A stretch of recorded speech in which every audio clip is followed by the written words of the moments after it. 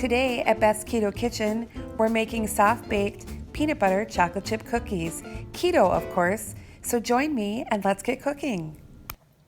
Okay, we're gonna make some keto peanut butter cookies, and I just have the organic peanut butter. This is the Smucker's, and as you can see back here, it is 2 net carbs. So I'm gonna use 1 cup. This is a 16-ounce container, so I'll probably just end up using about the rest of them.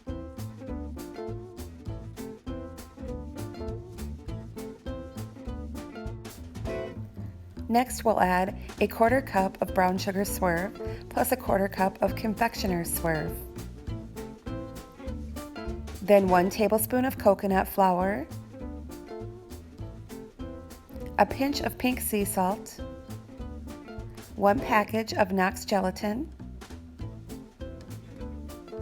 a teaspoon of vanilla extract, and a tablespoon of salted caramel skinny syrup, plus 2 eggs. Let's go ahead and start mixing. I'm just using a fork right now because I want to just kind of break up that brown sugar and the eggs. You could also use a handheld mixer.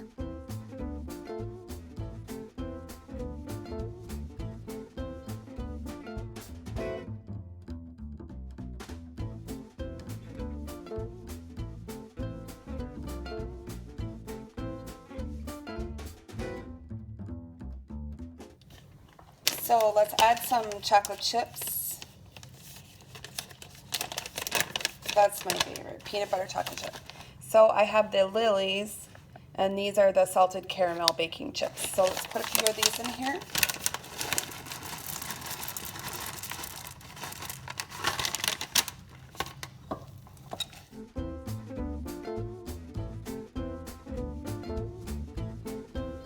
So grab your jumbo cookie scoop and make even cookies on your cookie sheet. You should get about 12 to 12 and a half cookies.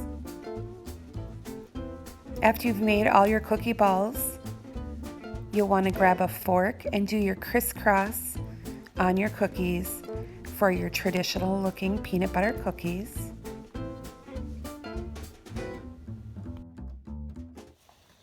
Alright, so I'm just going to sprinkle a little granulated swerve on top of the cookies.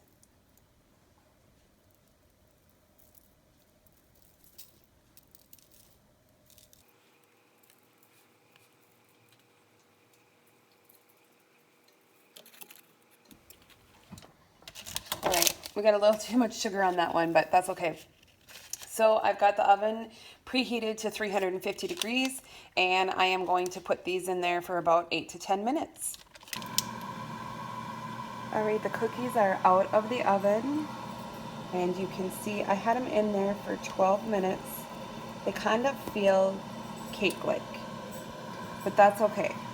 So here we have our beautiful keto peanut butter chocolate chip cookies. Don't those look beautiful?